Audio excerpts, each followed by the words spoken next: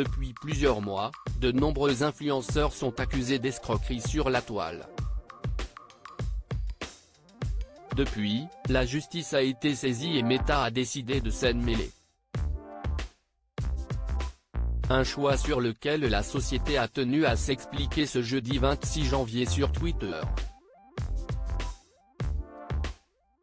Booba serait-il celui qui a mis un coup de pied dans la fourmilière? Depuis plusieurs mois, le célèbre rappeur s'est donné une mission, celle de faire tomber les influenceurs accusés d'escroquerie sur les réseaux sociaux. Parmi ses cibles principales figurent Magali Berda, Marc Blatta, Dylan Thierry, ou encore Laurent Correia, entre autres. C'est la découverte de leurs arnaques massives qui m'a révolté. Parce que j'ai de l'impact et que je suis suivi sur les réseaux, c'est ma mission de le dénoncer. Ça ne peut pas être un modèle pour la jeunesse d'être débile, refait et moche à ce point, a-t-il déclaré dans les colonnes de Libération. Depuis, même les personnalités politiques se sont saisies de l'affaire. Au mois de décembre dernier, le gouvernement a organisé une table ronde à Bercy, en présence de plusieurs agences d'influenceurs, afin de réfléchir à des solutions pour réguler le secteur.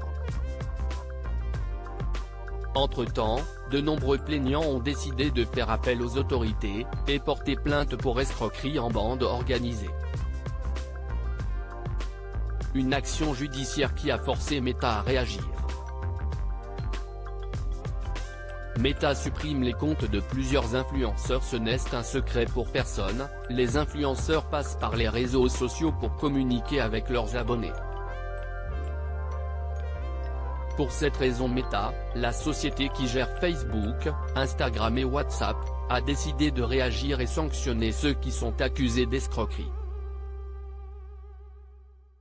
C'est du moins ce que la firme a assuré en répondant à la sollicitation, sur Twitter, du collectif d'aide aux victimes d'influenceurs, demandant une sanction concrète sur les comptes des influenceurs francophones qui proposent illégalement à leurs abonnés des conseils financiers et font la promotion d'investissements boursiers à très haut risque sur leur plateforme.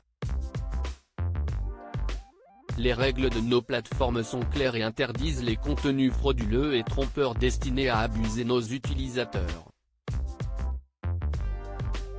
Nous avons supprimé le compte Instagram en question, ainsi qu'une série d'autres, pour violation de ces règles, a répondu Meta. D'après les informations du Parisien, il y aurait finalement 3 comptes qui ont été supprimés, ceux de Marc Blatta et son épouse Nad, ainsi que celui de Laurent Correia, l'époux de Jazz.